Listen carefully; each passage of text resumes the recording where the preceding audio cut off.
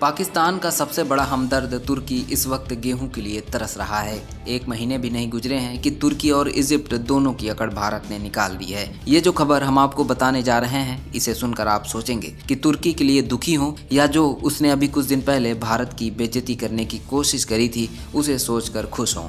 दरअसल 2019 के बाद भारत और तुर्की के बीच संबंधों में लगातार मतभेद देखे गए हैं, लेकिन अभी हाल ही में भारत की एक प्राइवेट कंपनी ने तुर्की को गेहूं की सप्लाई करी और तुर्की ने उस गेहूं में रूबेला वायरस होने का हवाला देकर गेहूं को रिजेक्ट कर दिया, जिसके बाद एक बार फिर से तुर्की और भारत के संबंध कमजोर हो गए हैं। अब खबर है कि तुर्की में गेहूं की इस वक्त भारी किल्लत देखी जा रही है, जिसके चलते तुर्की अब एक बार फिर से गेहूं की मांग करने लगा है। दरअसल 2019 में जब जम्मू कश्मीर से आर्टिकल 370 को भारत सरकार की ओर से हटाया गया तो उसके बाद पाकिस्तान ने इसका जमकर विरोध किया। यूनाइटेड नेशन तक पाकिस्तान ने इस मुद्दे को उठाने की कोशिश करी, लेकिन यूनाइटेड नेशन में भी पाकिस्तान की एक न चली।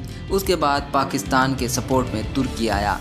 तुर्की ने इस्लामिक संगठन में शामिल सभी देशों को एक साथ कोलालमपुर में एक संयुक्त बैठक करने की योजना बनाई।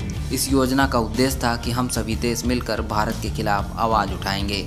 इस्लामिक संगठन देशों में सऊदी अरब भी शामिल था, वो भी इस बैठक का हिस्सा बनने वाला था। लेकिन तभी भारत ने सऊदी अरब के प्रिंस से संपर्क किया और भारत ने आर्टिकल 370 और कश्मीर की पूरी सच्चाई से प्रिंस को वाकिफ कराया, जिसके बाद सऊदी के प्रिंस ने उल्टे ही पाकिस्तान के तत्कालीन प्रधानमंत्री इमरान खान को अल्टीमेटम दे दिया, जिसके बाद यह बैठक निरस्त कर दी गई और यहीं से भारत और तुर्की के बीच औपचारिक दुश्मनी की शुरुआत हो गई।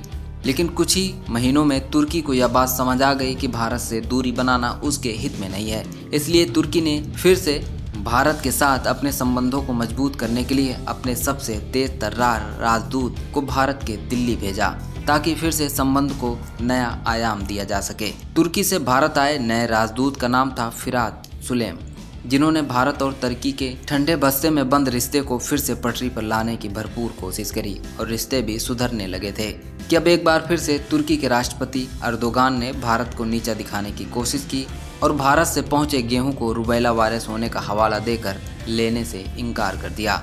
और अब वहीं तुर्की के ऐसे हालात हो गए हैं कि तुर्की गेहूं खरीदने के लिए अब तरसने लगा है। वहीं अब तुर्की की आप गिरी सोच देखिए। यूक्रेन जो काफी लंबे समय से युद्ध में फंसा हुआ है, उसकी अर्थव्यवस्था तहस नहस हो चुकी है। अब अर्दोगान जेलेंस्की से भारी छूट पर गेहूं देने की बात कर रहे हैं। एक तरफ यूक्रेन को खुद ही आर्थिक सहयोग की आवश्यकता है, लेकिन दूसरी तरफ मुस्लिम कंट्रियों का खलीफा बन रहे अर्दोगान अपनी कंगाली को दिखा रहे हैं। खबरों के मुताबिक तुर्की यूक्रेन से 25% छूट के तहत गेहूं देने की अपील कर रहा है। तो दोस्तों, फिलहाल के लिए इस वीडियो में इतना ही, लेकिन आप जाने से पहले वीडियो को लाइक और चैनल को सब्सक्राइब जरूर करें।